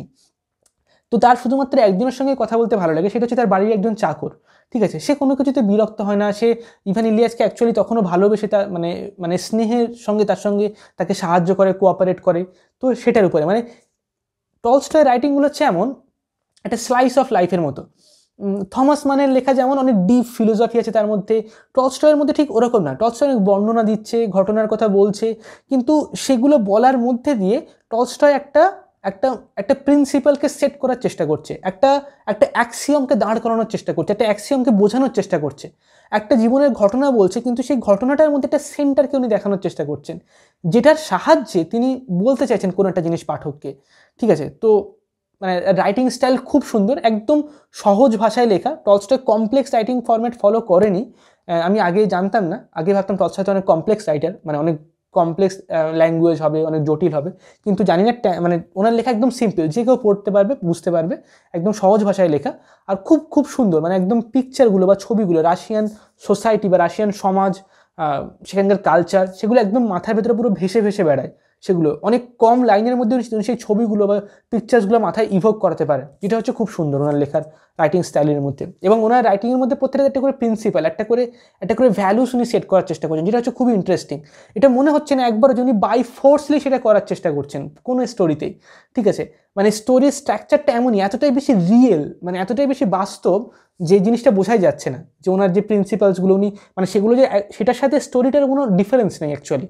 উনি একটা প্রিন্সিপাল বলছেন স্টোরির মাধ্যমে, এমনটা নয়, বরঞ্চ স্টোরিটাই একটা প্রিন্সিপাল হয়ে উঠছে, যেটাকে ন্যারো ডাউন করলে হয়তো আমরা সেখানে পৌঁছাবো আর কি।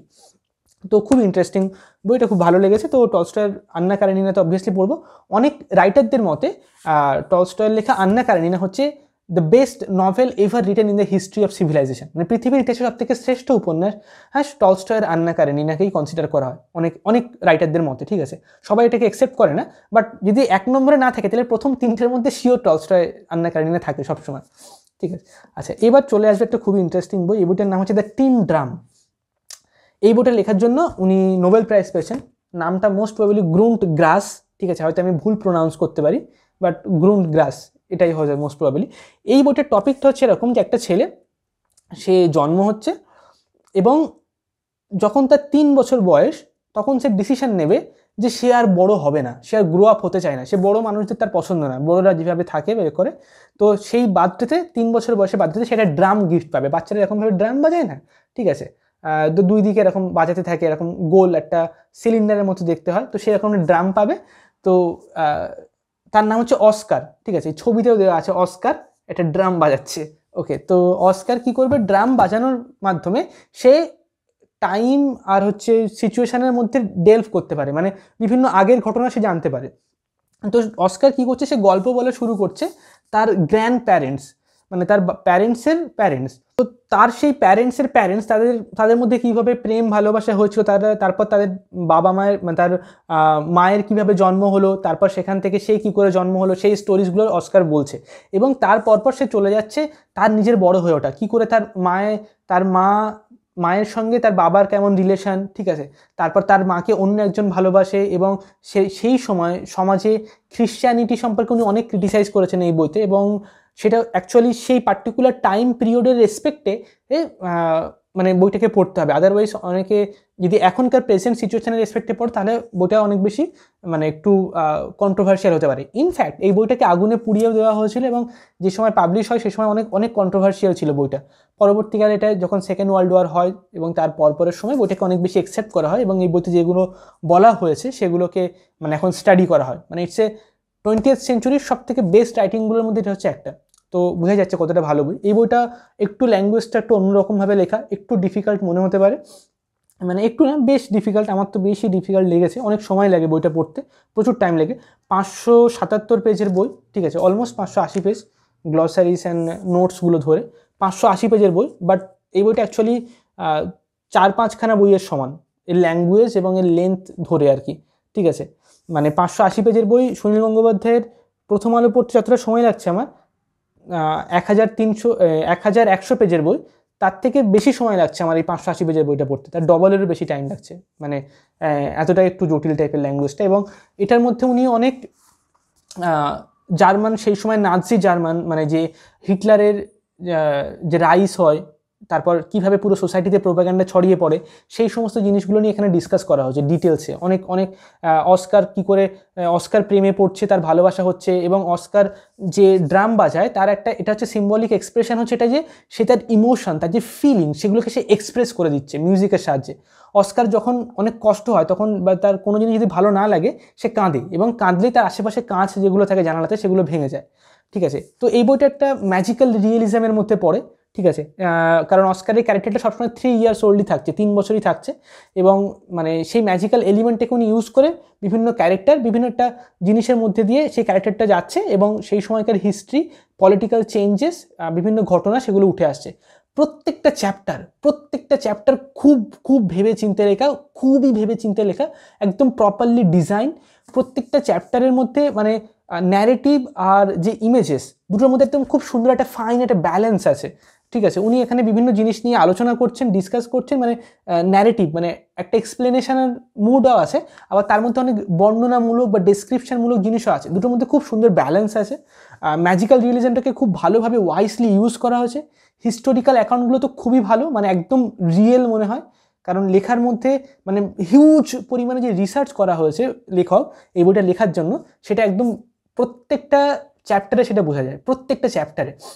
এবং একটা চ্যাপ্টার একটা আলাদা আলাদা স্টোরির মতো, একটা আলাদা আলাদা একটা জগৎ, একটা আলাদাই একটা উপন্যাসের মতো হয়ে উঠছে, এমনভাবে লেখা। ঠিক আছে, অনেক কমপ্লেক্স রাইটিং, একটু বুঝতে অসুবিধা হয়, কিন্তু বইটা খুবই ভালো লেখা। বইটার যে এক্সপেরিয়েন্সিয়াল ভ্যালু সেটা অনেক অনেক ডিপ, একদম একটা পোয়েট্রিক লেভেলে নিয়ে যায়, কখনো কখনো একদম একটা আর্টিস্টিক একটা লেভেলে নিয়ে চলে যায়, একদম পুরো একটা ড্রিম স্টেট তৈরি হয় বইটা পড়ার সময়, মানে খুবই ইমার্জ হয়ে যায় যে পাঠক যে পড়বে এটা। বাট বইটা মানে খুবই ভালো, আমার খুবই ইন্টারেস্টিং লেগেছে। বিশেষ করে অস্কারের ক্যারেক্টারটাকে এমনভাবে ডিজাইন করা, অস্কার একদম পারফেক্ট ক্যারেক্টার এমনটা নয়, অস্কারও অনেক কিছু ভুল করে, অনেক তার রাগ হয়, দুঃখ হয়, কষ্ট হয়। ঠিক আছে, একদম একটা আইডিয়াল হিরোর মতো সে নয়। তো সে পাঠককে বা সে রিডারদেরকে লিড করছে, সে দেখাচ্ছে সেই সময়কার পলিটিক্যাল সিচুয়েশান, মানে সে কোনো কিছুকেই অ্যাকসেপ্ট করে না অস্কার, না সে খ্রিস্টানিটিকে অ্যাকসেপ্ট করে, না সে পলিটিক্যাল যে জার্মান সেগুলোর সম্পর্কে তার চিন্তাভাবনা পাল্টাচ্ছে বিভিন্ন জিনিস নিয়ে। এবং সে অনেক সময় ভুল ডিসিশন নিচ্ছে, সে অনেক সময় হয়তো খারাপ জিনিসকে সাপোর্ট করছে আউট অফ অ্যাঙ্গার, আবার অনেক সময় সে সঠিক কাজও করছে, অনেক ভালো কাজও করছে। ঠিক আছে, যে তার অস্কার যাকেই ভালোবাসছে সে এক এক করে সে আর কি মারা যাচ্ছে, তার বাবা তার মা মারা গেল, তারপর সে যে একসঙ্গে তার সঙ্গে যার ভালোবাসা হয়েছিল সে তাকে ছেড়ে দিল। ঠিক আছে, অস্কারের আবার প্রেম হয়, সে 3 বছর বয়স, সে ভাবে যে সে একজনকে ভালোবাসে, কিন্তু তার বয়স হচ্ছে 19-20 বছর। ঠিক আছে, সে অস্কারের খেয়াল রাখে এবং ইত্যাদি ইত্যাদি বিভিন্ন জিনিস, তার জামা কাপড় পরিয়ে দেয়, সব কিছু খেয়াল রাখে। তো সেগুলো কী করে চেঞ্জ হচ্ছে সেই জিনিসটাই উপন্যাসের মধ্যে দেখানো হয়েছে। তো খুবই ইন্টারেস্টিং নভেল। আচ্ছা, এবার একটা বই আসবে যেটা হচ্ছে আরও বেশি ইন্টারেস্টিং, হ্যাঁ বলা যেতে পারে, সেটা হচ্ছে নিকোলাই গোগোলের লেখা ডেড সোলস। রাশিয়ান উপন্যাসের হিস্ট্রিতে 3জন লেখক হচ্ছে খুবই মানে ইম্পর্টেন্ট। ঠিক আছে, 4জন বলতে গেলে, সব থেকে ইম্পর্টেন্ট হচ্ছে টলস্টয় আর দস্তয়েভস্কি, আর তারপরে হচ্ছে আসছে নিকোলাই গোগোল আর হচ্ছে তুর্গেনিয়ভ। তো টলস্টয় দস্তয়েভস্কির আগে হচ্ছে যিনি প্রথম মানে একদম গ্র্যান্ড ওয়েতে উপন্যাস লেখে, একদম একটা এপিক ফর্মে, সে হচ্ছে কি নিকোলাই গোগোল। তো নিকোলাই গোগোলের লেখা অত্যন্ত ফান্ডামেন্টাল রাইটিং, বইটার নাম হচ্ছে ডেড সোলস। তো ডেড সোলস কী নিয়ে, একটা লোক সে নতুন শহরে এসছে, সে শহরে আসার পর শহরে যত গণ্যমান্য ব্যক্তি তাদের সাথে পরিচয় করছে, বিভিন্ন পার্টি সে যাচ্ছে, গিয়ে তাদের সাথে পরিচয় হচ্ছে এবং তারা তাকে ইনভাইট করছে। চিচিকভ তার নাম, সেন্ট্রাল ক্যারেক্টারের নাম। তো তারা সবাই চিচিকভকে ইনভাইট করছে যে তুমি একদিন আমার বাড়িতে এসে তোমার সঙ্গে কথা বলে খুব ভালো লাগলো। চিচিকভ এমন একটা ক্যারেক্টার যে মানে অত্যন্ত ওয়েল ভার্সড, মানে সে খুব ভালো করে কথা বলতে জানে, কথা বলার মাধ্যমে অন্য মানুষের মন জয় করে নিতে পারে। তার থেকে যদি উল্টো মতামত দিতে হয় তাকে, তাহলে সে এমনভাবে সেটা বলতে পারে যে তারপরেও সেই মানুষটা রাগ করে না বা হচ্ছে তার মনে কোনো কষ্ট হয় না।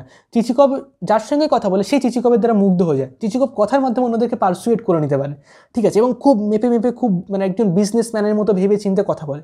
এবং চিচিকভ এরকম করার মাধ্যমে সে অনেকের সাথে ভালো রিলেশন তৈরি করার পর বিভিন্ন ল্যান্ডলর্ড, যারা বিভিন্ন জমিদার আর বা যাদের কাছে অনেক জমি আছে, অনেক মানে খামার আছে, তাদের কাছে যাচ্ছে, তাদের বাড়িতে, এবং তাদেরকে গিয়ে একটা জিনিস সে অফার করছে।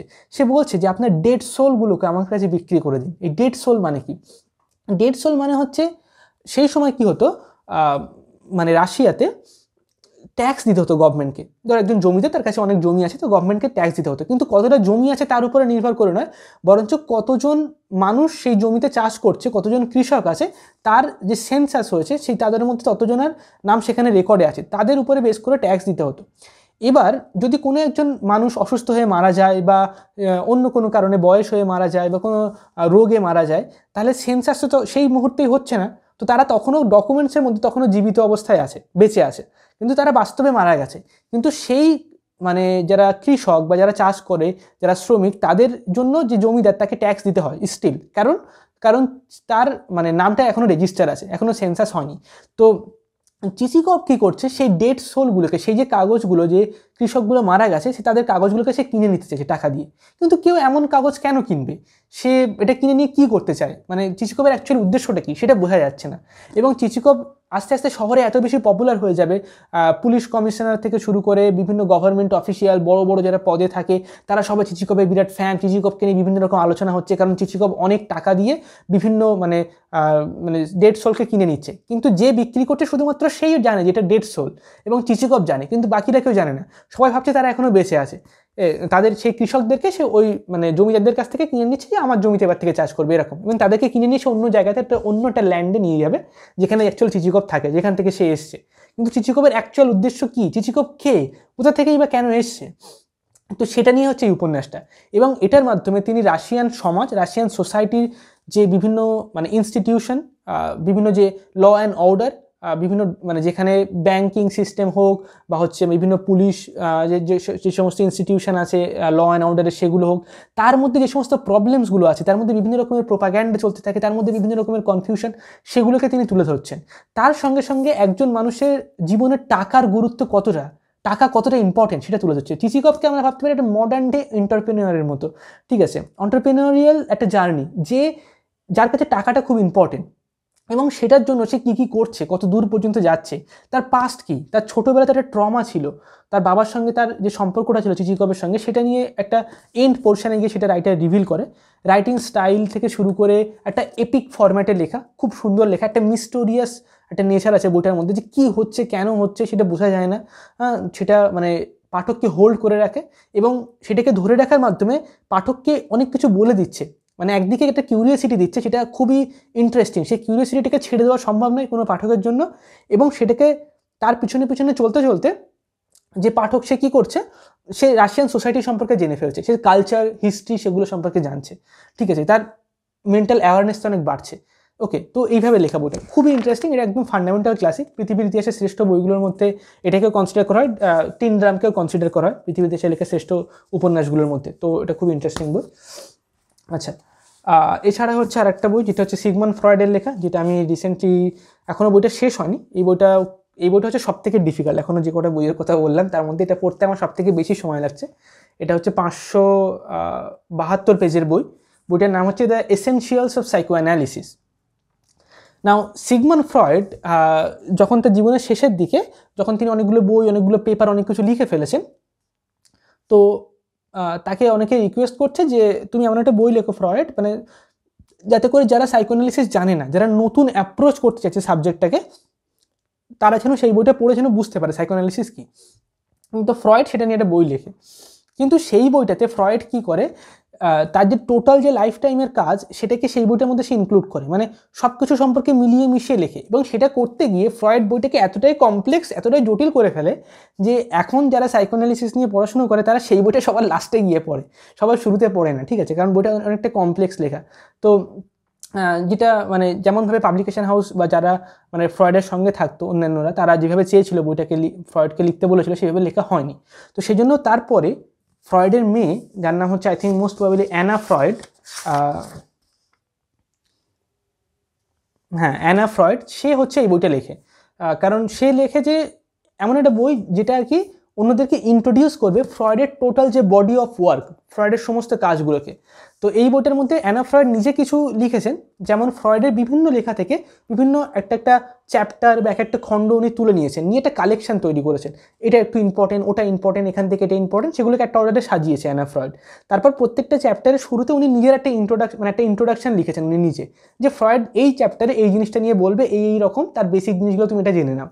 তো এরকমভাবে উনি প্রত্যেকটা চ্যাপ্টারকে সাজিয়ে এই বইটা লেখা হয়েছে।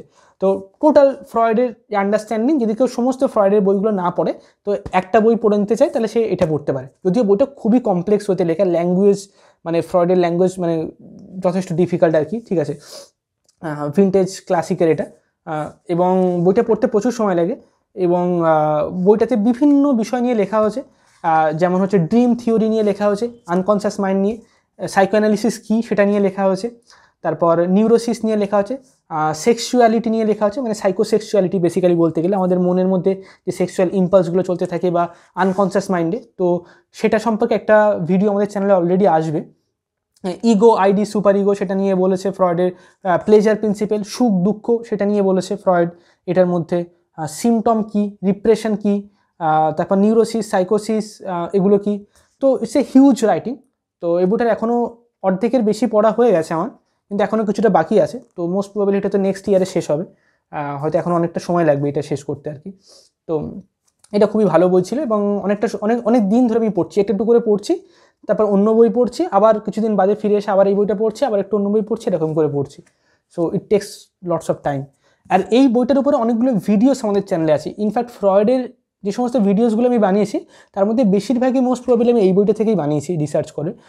তো সেই ভিডিওসগুলো তোমরা গিয়ে চেক আউট করে দেখতে পারো, ঠিক আছে। ড্রিম থিওরি নিয়ে, সাইকোঅ্যানালিসিস নিয়ে, রোগ বা বিভিন্ন আমাদের যে ডিজিজ হয়, বিভিন্ন রকমের রোগ হয়, সেগুলোর সাইকোলজিক্যাল অ্যাসপেক্ট কী, ঠিক আছে, সেগুলো সম্পর্কে একটা ভিডিও আমাদের চ্যানেলে আছে, খুবই ইন্টারেস্টিং ভিডিও, সেটা তোমরা গিয়ে চেক আউট করে দেখতে পারো। অবচেতনের প্রবৃত্তি বলে একটা ভিডিও আছে, ইনস্টিংটিভ থিওরি ফ্রয়েডের, সেটা খুবই ভালো থিওরি, একটা খুবই ইন্টারেস্টিং থিওরি, ওটা তোমরা দেখতে পারো, ওটা খুবই ভালো।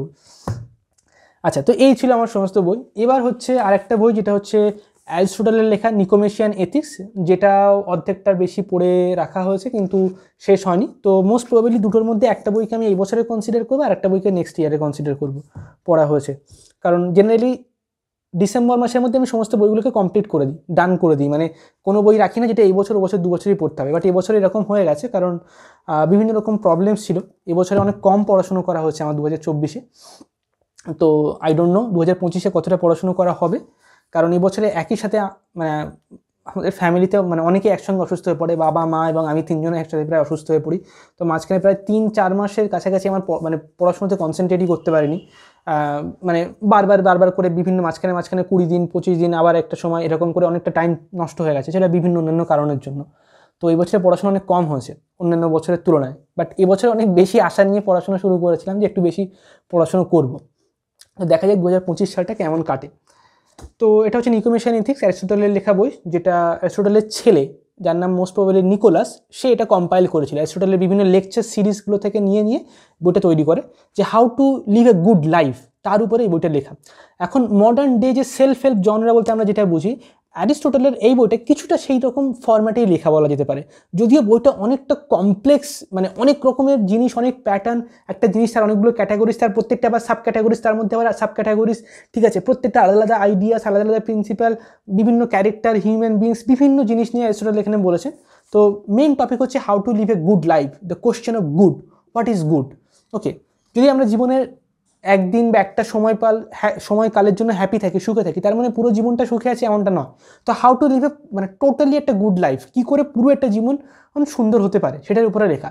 এটা ডিপেন্ড করছে আমরা সারা জীবন ধরে কী করছি, ছোটো ছোটো যে সুখ দুঃখ, সেগুলোকে আমরা কীভাবে রেসপন্স করছি, পুরো জীবনের শেষে গিয়ে সেটা আমরা কী করে মানে কানেক্ট করতে পারবো, এবং পুরো জীবনটাকে একটা ইউনিট হিসেবে যদি আমরা দেখি, তাহলে কি একটা মিনিংফুল লাইফ আমরা লিড করেছি, সেটা সম্পর্কে কী করে আমরা সেটা আমরা কী করে অ্যাচিভ করতে পারবো, সেই মিনিংফুল লাইফ বা সেই ইউডাইমোনিয়া, যেটাকে অ্যারিস্টটল বলে। এটার উপরে একটা ভিডিও আমাদের চ্যানেলে অলরেডি আছে, বাট আরও ভিডিওস আসবে এই বইটা থেকে, আই হোপ সো। ওকে, আচ্ছা, last but not the least এই বছরের জন্য, সেটা হচ্ছে দুটো খুবই কমপ্লেক্স বই, বাট যে দুটো আমি পড়িনি, বাট আমি মাঝখান থেকে দুটো না 3টে চ্যাপ্টার আমি পড়েছি মাঝখান থেকে, তো পরে পুরোটা পড়ার ইচ্ছা আছে। সেটা হচ্ছে আর কেউ নয়, উইলিয়াম জেমসের লেখা the principle of psychology. It's a huge writing, মানে এক্সট্রিমলি মানে বড় লেখা। প্রথম ভলিউমটা আই থিঙ্ক মোস্ট প্রবাবলি প্রথম ভলিউমটা হচ্ছে আমাদের 690 পেজ, ঠিক আছে, প্রথম ভলিউম। আর দ্বিতীয় ভলিউমটা মোস্ট প্রবাবলি সেম 600 সামথিং হবে,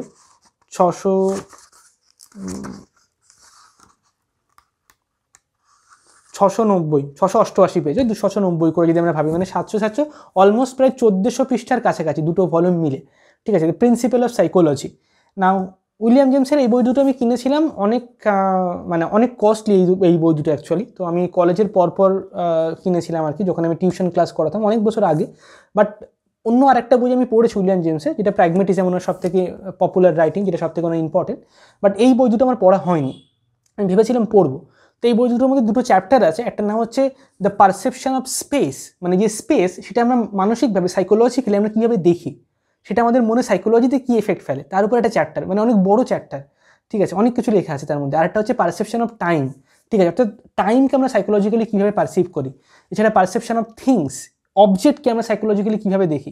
যেমন ফর এক্সাম্পল, যদি আমি নাকে কোনো স্মেল নিই, আমাদের সেন্স, তাহলে আমি এটা বুঝতে পারি না স্মেলটা কত দূর থেকে আসছে, মানে আমাদের নাকের ডিস্ট্যান্সের কোনো ক্যাপাসিটি নেই। কিন্তু চোখে যখন আমরা কিছু দেখি তাহলে দুটো জিনিসের মধ্যে দূরত্ব কত সেটা আমরা বুঝতে পারি। ঠিক আছে, কানে যখন আমরা শুনি তখন আমরা বুঝতে পারি আওয়াজটা কাছের থেকে আসছে না দূরের থেকে আসছে। ঠিক আছে, কিন্তু কানে আমাদের আওয়াজের যে ভলিউমটা সেটার থেকে আমাদের চোখে যখন আমরা দেখি জিনিসটার মানে আয়তনটা অনেক বেশি স্পষ্ট হয় আমাদের কাছে, একদম ফিজিক্যালি আমরা দেখতে পাচ্ছি। কিন্তু আওয়াজ শুনলে আমরা বুঝতে পারবো না সেই জিনিসটার ভলিউম কতটা। তো প্রত্যেকটা সেন্স বাস্তবকে ডিফারেন্ট ওয়েতে দেখে। ওকে, যেমন স্কিন বা টাং।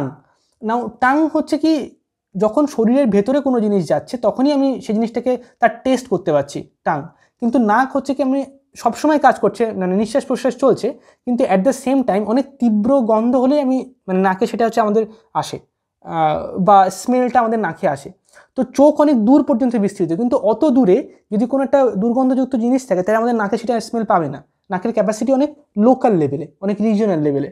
তো বাস্তব থেকে বিভিন্ন জায়গা থেকে বিভিন্ন সেন্স বিভিন্ন জিনিস তুলে এনে আমাদের মনে একটা প্রভাব তৈরি করে, সেখান থেকে মনের ভেতরে বাস্তবের একটা মডেল বা রিয়েলিটি তৈরি হয়। ওকে, তো এটা একটা ছোট্ট একটা পয়েন্ট আমি বললাম। এরকম বিভিন্ন জিনিস নিয়ে উনি লিখেছেন, একদম পুরো সাইকোলজির সমস্ত অ্যাসপেক্ট নিয়ে উনি এখানে ডিসকাস করেছেন। বাট উইলিয়াম জেমসের মেইন যে থিওরি স্ট্রিম অফ কনসাসনেস, সেটা নিয়ে আমি একটা ভিডিও বানাবো, সেটা অলরেডি স্টাডি করেছিলাম অনেক বছর আগে, ওটা নিয়ে একটা ভিডিও বানাবো, যেটা অ্যাকচুয়ালি ফ্রয়েডের আনকনসাস থিওরির থেকে কমপ্লিটলি ডিফারেন্ট। যেহেতু ফ্রয়েডের থিওরিকে আমি বেশি প্রেফার করি, বেশি মানে অনেক ডাইভার্স ফিল্ডে অ্যাপ্লাই করা পসিবল, ফ্রয়েডের থিওরি সাইকো অ্যানালিসিস সেটা শুধুমাত্র সাইকোলজির বিষয় না, সেটা একই সাথে পলিটিক্সে অ্যাপ্লাই করা পসিবল, সোশ্যাল ভ্যালুসে অ্যাপ্লাই করা পসিবল, কালচারাল ইস্যুসে অ্যাপ্লাই করা পসিবল, হিস্টোরিক্যাল লেভেলে অ্যাপ্লাই করা পসিবল। কিন্তু উইলিয়াম জেমস বা জিউং তাদের লেখাগুলো অতটাও লার্জ স্কেলে অ্যাপ্লিকেশন পসিবল নয়। তো যার ফলে ফ্রয়েডের থিওরিটার মধ্যে অনেক বেশি স্ট্রেংথ আছে বলে মনে হয় আমার। এবং আরও একটা কারণ আছে, যেটা হচ্ছে ল্যাকানের কনসেপ্ট অফ দ্য রিয়েল, যেটা ফ্রয়েডের পরে আসে। সেই কারণে হচ্ছে আমি ভেবেছি উইলিয়াম জেমসের এই বইটা আমি পড়বো না, বা আমি একটু পরে পড়বো, যেহেতু ফ্রয়েডটা আগে আমি কমপ্লিট করতে চাইছি, তো সেই জন্য এই বইটা পড়া হয়নি। তো মোস্ট প্রবাবলি যদি এই বইটা কখনো পড়ি তাহলে প্রচুর কন্টেন্ট আসবে, এমনিতেও প্রচুর কন্টেন্ট আসবে, বাট এই বইটা থেকে মানে একটা বই আর কি প্রচুর কন্টেন্ট দিতে পারবে। এবং জানুয়ারি মাসে তো এই ছিল, মানে এই বইটা আমি এখনও পড়িনি, যদিও আমি এটা বললাম, জাস্ট 2টো চ্যাপ্টার আমার পড়া হয়েছে, 3টে চ্যাপ্টার মোটামুটি আমার পড়া হয়েছে, মাঝখান থেকে পড়েছি। তো যাই হোক, এই ছিল হচ্ছে আমাদের 2024 সালের সমস্ত বই যা যা পড়াশুনো করা হয়েছে। এটা ছাড়াও আর হয়তো 1-2টো বই পড়েছি, বাট সেগুলোকে আমি ভিডিও অনেক বড় হয়ে যাবে বলে ইনক্লুড করিনি, এটাই তাই অনেক বড় হয়ে গেছে। তো আজকের জন্য এতটুকু, পরের ভিডিওতে আবার দেখা হবে। আর 2025 সালে কী কী বই পড়বো সেটা সম্পর্কে যদি তোমরা জানতে চাও তাহলে আমাকে কমেন্ট সেকশন অবশ্যই লিখো, তার যে লিস্ট বা কী ধরনের বই নেক্সট প্ল্যানিং করছি পড়বো বলে, তাই সেগুলো আমি আলোচনা করব, তার একটা ভিডিওস বানাবো। ওকে, আর 2025 সালে 1 তারিখ থেকে আমাদের একটা হিন্দি চ্যানেল করা হচ্ছে, তো সবাই যেন সাপোর্ট করে, যেন সবাই সেই চ্যানেলটা যায়, গিয়ে প্রথম দিকে যেন ভিডিওসগুলো দেখে। ঠিক আছে, কিছু ভিডিওস থাকবে যেগুলো সিমিলার, এই চ্যানেলে অলরেডি এসছে, হয়তো অনেক পুরনো ভিডিও, হয়তো তোমাদের মধ্যে অনেকে দেখোনি, অনেক আগে বানিয়েছিলাম সেই ভিডিওসগুলো, তো সেই রকম অনেক ভিডিওস প্রথম দিকে আপলোড করা হবে, নতুন করে রেকর্ড করা। তারপরে ধীরে ধীরে দুটো চ্যানেলে প্রথম একটু সিমিলার কন্টেন্ট আসবে, তারপর কিন্তু কিছু কিছু কন্টেন্ট থাকবে আলাদা, যেটা এই চ্যানেলে থাকবে ওই চ্যানেলে থাকবে না, যেটা ওই চ্যানেলে থাকবে এই চ্যানেলে থাকবে না, এমন। এবং যেটা হিন্দি ল্যাঙ্গুয়েজে হবে, তো সেখানে গিয়ে সাবস্ক্রাইব করা এবং কমেন্টস করা এবং জাস্ট চ্যানেলটাকে শেয়ার করা, যাতে করে আমরা হিন্দিতে যেন একটা ভালো একটা চ্যানেল তৈরি করতে পারি। যে চ্যানেলটার নাম হবে ইউটোপিয়া একাডেমি, আর ইউটোপিয়া একাডেমির বাংলা ভার্সান হচ্ছে ইউটোপিয়া বাংলা। ওকে, এবং কেন আমাদের চ্যানেলের নাম রুদ্রহান্দান বিশ্বাস নয় ইউটোপিয়া নাম রাখা হয়েছে সেটাও পরে একটা সময় আমি এক্সপ্লেন করব। আজকের জন্য এতটুকুই, পরের ভিডিওতে আবার দেখা হবে। চলো tata, thank you so much.